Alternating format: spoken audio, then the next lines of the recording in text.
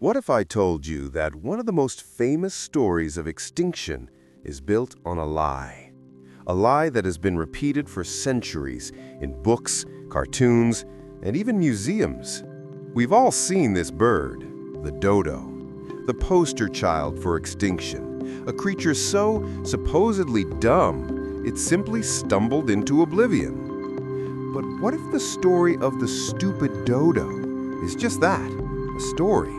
A convenient narrative to cover up a much darker truth about our own role in the destruction of a unique and successful species. Today, we're going to unravel the truth behind the extinction of the dodo bird, and I promise you, the reality is far more fascinating and tragic than the lie. For centuries, the dodo has been a punchline. Its very name has become synonymous with obsolescence and stupidity. But where did this image come from?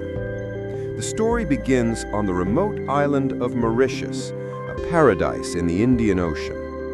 When the first European sailors landed here in the late 16th century, they found a bird that had never seen a human before. It had no natural predators. It had no reason to be afraid. So, it didn't run. This lack of fear, a trait developed over millions of years of peaceful evolution, was immediately misinterpreted by the sailors as a lack of intelligence. It was an easy meal. And it was the beginning of a myth that would outlive the species by centuries. But recent scientific discoveries are completely rewriting the dodo's story. We're now learning about a creature that was perfectly adapted to its environment, a survivor, and a bird that was far from the bumbling fool of popular culture. So get ready to have your perceptions shattered as we expose the real culprits behind the dodo's extinction. To understand the truth, we need to understand the world the dodo actually lived in. For millions of years, the island of Mauritius was an isolated laboratory of evolution. With no large predators, the ancestors of the dodo, which were likely related to pigeons, found no need to fly. Over generations, they grew larger, becoming one of the dominant animals in the ecosystem. Forget the fat, clumsy depictions you've seen. Scientific analysis of dodo skeletons reveals a much more athletic and agile bird. It stood about 3 feet tall and could weigh up to 40 pounds, but much of that was muscle and bone, not fat. Studies of its leg bones suggest it could run surprisingly fast, a necessary skill for navigating the dense forests and uneven volcanic terrain of its home. And what about the accusation that it was dumb? Well, in 2016, scientists used CT scans to create a 3D model of a dodo skull from a well-preserved skull. What they found was astonishing. The dodo's brain-to-body size ratio was completely average for a bird of its size, very similar to that of a modern pigeon, a bird known for its intelligence and complex navigational skills. Furthermore, the scan revealed the dodo had an unusually large olfactory bulb. That's the part of the brain that processes smell. This suggests the dodo had a highly developed sense of smell, which it would have used to find ripe fruits, seeds, and nuts that had fallen to the forest floor. This was a sophisticated animal, perfectly in tune with its environment. This was not a species on the brink of collapse. It was a resilient and successful creature. The dodo's peaceful world, a world it had mastered for millennia, came to a sudden and violent end in 1598. This is when Dutch sailors, using Mauritius as a rest stop on their trade routes to the Spice Islands, became the first humans to settle on the island. For these sailors, who had been at sea for months eating salted, dry food, the dodo was a welcome sight. It was a large source of fresh meat that, having never known a predator, was easy to approach and hunt. And yes, sailors did hunt the dodo, but this is the crucial part of the story that is so often misunderstood. Hunting by humans was not the main reason the dodo went extinct. The real killers were much smaller and far more destructive. The real killers were the animals that came with the sailors. Along with the humans came a horde of invasive species. Rats swarmed from the ships and infested the island. The dodo, like many island birds, laid its single precious egg in a nest on the ground. For the rats, these unguarded eggs were an endless buffet. But it didn't stop there. The sailors intentionally released pigs, goats, and deer onto the island to create a self-sustaining food source for future voyages.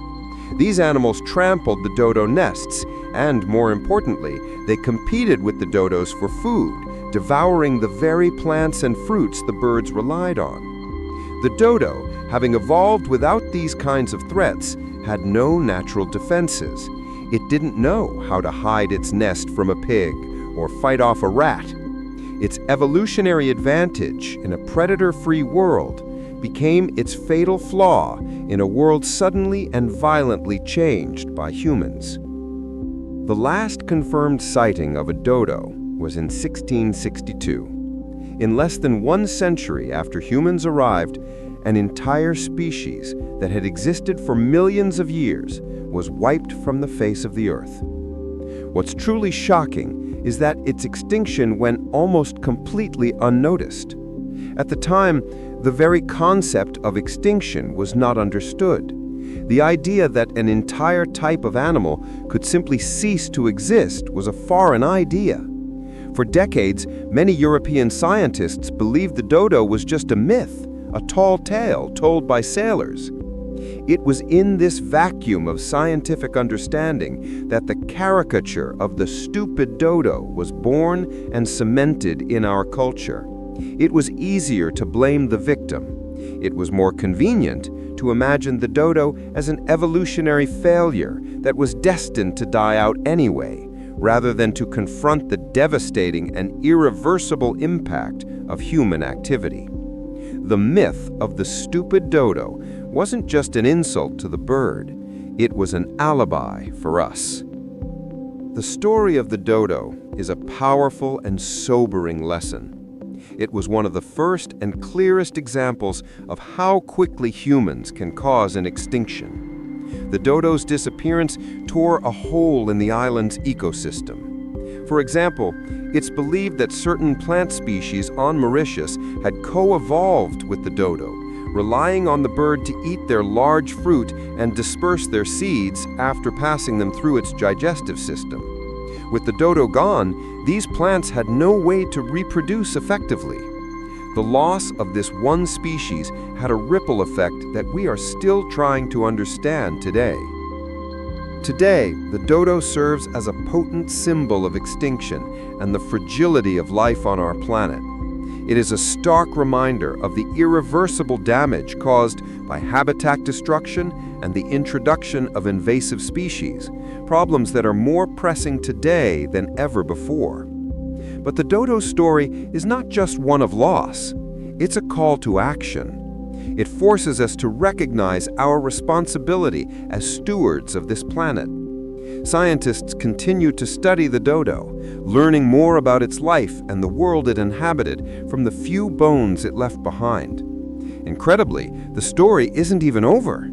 Some scientists are now exploring the controversial and fascinating possibility of de-extinction, using recovered DNA fragments and genetic engineering to one day bring the dodo, or a creature very much like it, back to life. Whether or not we will ever see a living dodo again remains to be seen, but one thing is certain: we must learn from the mistakes of the past. The dodo wasn't dumb. It was a specialized survivor, a unique marvel of evolution. It wasn't an evolutionary failure. It was a victim of an ecological catastrophe that it was completely unprepared for, a catastrophe that we created. The truth of the dodo's extinction is not a funny story about a foolish bird. It's a cautionary tale for all of humanity. The next time you see a cartoon dodo, or hear someone call something dead as a dodo, remember the real story. Remember the survivor, not the caricature. And share the truth. because understanding the real reason the dodo is gone is the first step in making sure we don't tell the same tragic story about another species ever again.